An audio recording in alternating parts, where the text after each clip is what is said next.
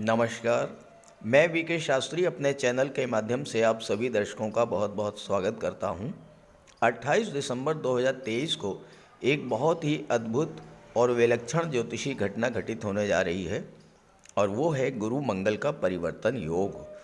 28 दिसंबर को मंगल अपनी स्वराशि वृश्चिक राशि को छोड़कर देवगुरु बृहस्पति की राशि धनु राशि में गोचर करेंगे और 5 फरवरी तक धनु राशि में ही गोचर करेंगे। वर्तमान में धनु राशि में ग्रहों के राजा सूर्य भी गोचर कर रहे हैं और धनु राशि में सूर्य मंगल की युति 14 जनवरी तक बनेगी। धनु राशि अग्नि तत्व की राशि है और सूर्य मंगल भी अग्नि तत्व ग्रह हैं। तात्विक समानता के कारण धनु राशि में मंगल और भी अधिक बलवान होंगे। साथ ही साथ गुरु मंगल का परिवर्तन योग भी बनेगा। गुरु का गोचर मंगल की राशि में और मंगल का गोचर गुरु की राशि धनु राशि में होगा। ये एक ऐसा कॉम्बिनेशन बन रहा है जिसमें राजा, सेनापति और महामंत्री ऐसा लगता है कि तीनों ही कोई बहुत बड़ी मंत्रणा कर रहे हों और ये स्थिति सभी राशि के जातकों के लिए बहुत ही अच्छी है।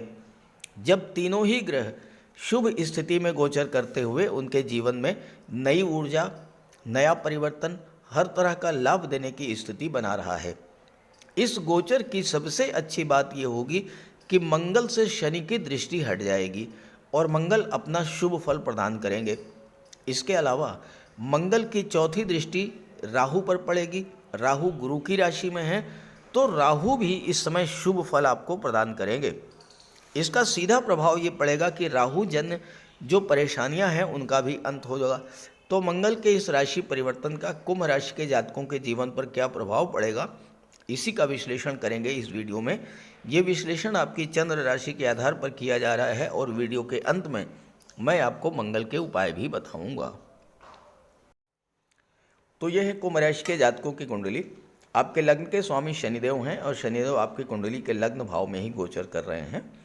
मंगल का गोचर 28 दिसंबर को लाभ के भाव में होगा और यहाँ पर मंगल गुरु की राशि धनु राशि में और गुरु मंगल की राशि मेष राशि में गोचर करेंगे और गुरु की नवम दृष्टि भी मंगल पर पड़ेगी। मंगल यहाँ पर तीसरे भाव के स्वामी होकर के और दशम के स्वामी होकर के लाभ के भाव में गोचर करेंगे और मंगल की दृष्टि धन के भाव पर, पंचम भाव पर और छठे भाव पर पड़ेगी। मंगल का पिछला गोचर बहुत ही अच्छा होना चाहिए था क्योंकि मंगल अपनी ही राशि में वृश्चिक राशि में गोचर कर रहे थे। 3 अक्टूबर से 16 नवंबर तक का मंगल का गोचर बहुत अच्छा था, लेकिन दशम भाव में होने के कारण मंगल दिग्बली थे। लेकिन मंगल पर शनि की दशम दृष्टि और राहु की नवम दृष्टि पड़ गई और इसके कारण मंगल अपना कोई शुभ फल नहीं दे पाए। कार्य क्षेत्र में जो उन्नति देखने को मिलनी चाहिए थी, कार्य क्षेत्र में जो उछाल देखने को मिलनी चाहिए थी, जो उपलब्धियां आपको मिलनी चाहिए थी, वो नहीं मिल पाई क्योंकि मंगल पीड़ित हो गए शनि और राहु की दृष्टि पड़ने के कारण। और इसका प्रभाव ये हुआ कि कार्य क्षेत्र में बिला वजह की उठापटक देखने को मिली होगी। राजनीति में जो लोग जुड़े थे उनके लिए भी ये समय अच्छा नहीं बीता होगा। जो लोग शासन प्रशासन में से, उनके सामने तरह तरह के चैलेंजेज आए होंगे, नई नई चुनौतियां उनके सामने आई होंगी। और चूँकि मंगल की दृष्टि चौथे भाव पर पड़ी तो यहाँ पर आपके माता के साथ संबंध खराब हुए होंगे या माता का स्वास्थ्य खराब हुआ होगा। मंगल की दृष्टि आपके लग्न भाव पर पड़ी तो लग्न भाव आपका स्वास्थ्य होता है, आपका स्वास्थ्य खराब हुआ होगा। चोट चपेट, एक्सीडेंट की घटनाएं घटित हुई होंगी और बिला वजह का क्रोध आपको आया होगा। जल्दबाजी में आपने कोई ऐसा फैसला लिया होगा जिस पर आपको बाद में बहुत पछताना पड़ा होगा। साथ ही साथ ब्लड संबंधी रोग, हाई ब्लड प्रेशर, पाइल्स या वायरल इन्फेक्शन से भी आप पीड़ित हुए होंगे। यहाँ पर गोचर करते हुए मंगल की दृष्टि पंचम भाव पर पड़ी तो जो गर्भवती महिलाएं थे उनके लिए भी बहुत बड़ी समस्या उत्पन्न हुई होगी। लेकिन अब ये समस्याएं समाप्त होने जा रही हैं क्योंकि 28 दिसंबर को जैसे ही मंगल लाभ के भाव में आएंगे तो आपको राहु और शनि की दृष्टि से मुक्ति मिल जाएगी। तो चलिए इसके प्रभाव को समझते हैं। मंगल आपकी कुंडली में दशम के स्वामी होकर के लाभ के भाव में गोचर कर रहे हैं और गुरु की दृष्टि पड़ रही है।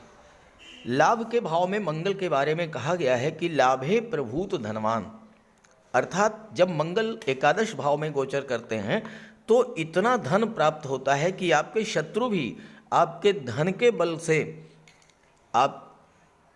आपसे मित्रता करना चाहते हैं। आपके शत्रु भी आपकी शरण में आ जाते हैं, इतना धन प्रदान करते हैं मंगल में।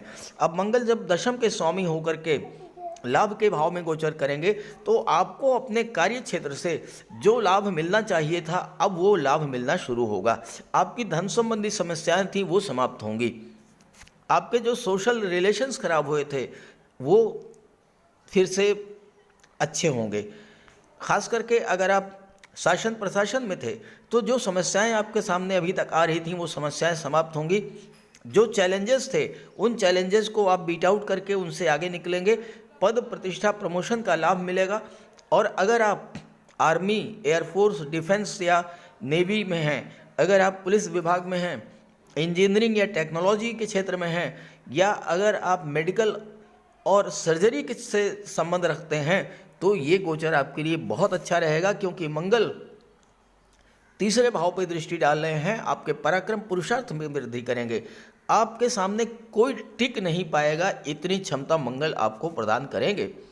मंगल की दृष्टि 5वें पर पड़ेगी और मंगल की दृष्टि 6वें पर पड़ेगी। दोनों भाव पर जब मंगल की दृष्टि पड़ेगी तो छात्रों के लिए ये गोचर बहुत अच्छा रहेगा, क्योंकि मंगल छात्रों के अंदर एक नई ऊर्जा, नई एनर्जी उत्पन्न करेंगे।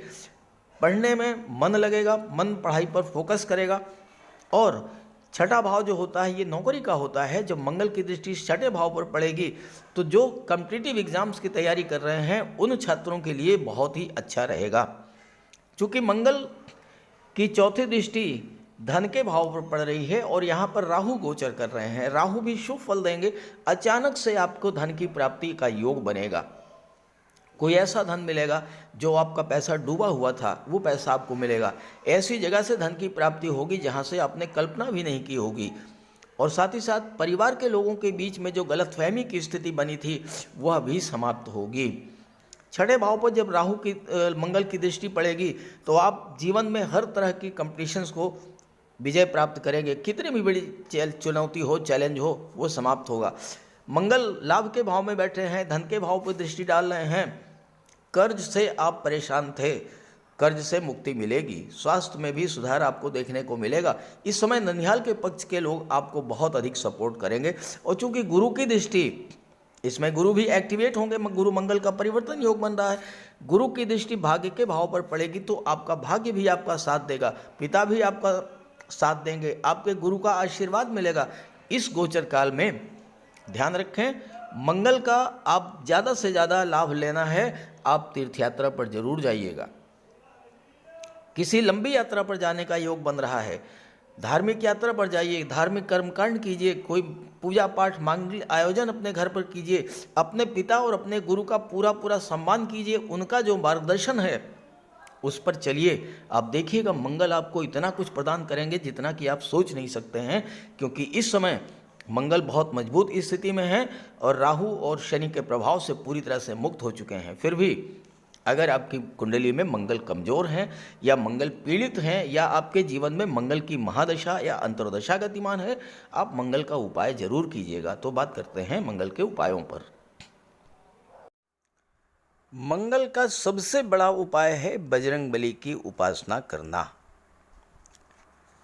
आप बजरंगबली की उपासना कीजिए, बजरंगबली के मंदिर में जाइए, उनके चरणों का सिंदूर अपने मस्तक पर धारण कीजिए। साथ ही साथ हनुमान चालीसा का पाठ कीजिए, बजरंग बाण का पाठ कीजिए। मंगलवार के दिन अगर आप व्रत रख सकें तो मंगलवार का व्रत रखिए। साथ ही साथ हनुमान जी को चोला चढ़ाइए। मंगलवार के दिन स्नान करने के जल में लाल चंदन या लाल पुष्प डालकर स्नान करें। स्नान करने के बाद लाल रंग के वस्त्र धारण करें। अगर नहीं कर सकते हैं लाल रंग के वस्त्र धारण, तो कम से कम एक लाल रुमाल अपनी जेब में ज़रूर रखें। मंगलवार के दिन मंदिर में जाएं, बजरंगबली के लड्डू का भोग लगाएं और गरीबों में बांट दें। घर की दक्षिण पश्चिम दीवार पर उड़ते हुए हनुमान जी का चित्र लगाएं। साथ ही साथ गरीबों में लाल वस्त्र, मसूर, गुड़, लाल चंदन, मिठाई, लड्डू, बताशे, रेवड़ी ये सब बांटिए। मस्तक पर लाल चंदन का टीका लगाएं या हनुमान जी के चरणों का सिंदूर लगाएं। मंगलवार के दिन बंदरों को गुड़ और चना खिलाएं। बहते हुए जल में लाल पुष्प, तिल या गुड़ प्रवाहित करें और जेब में एक तांबे का सिक्का रखें। साथ ही साथ अगर आप मंगल के ये उपाय कर लेते हैं तो राहु भी नियंत्रित हो जाएंगे और शनि भी नियंत्रित हो जाएंगे, क्योंकि बजरंग बली की उपासना करने से राहु, मंगल और शनिदेव तीनों का ही उपाय हो जाता है।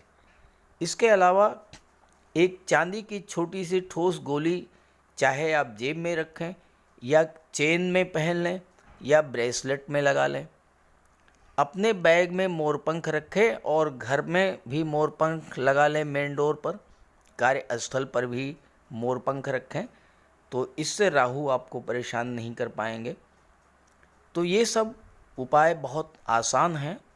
सुंदरकांड का पाठ कीजिए, बजरंग बाण का पाठ कीजिए, हनुमान चालीसा का पाठ कीजिए।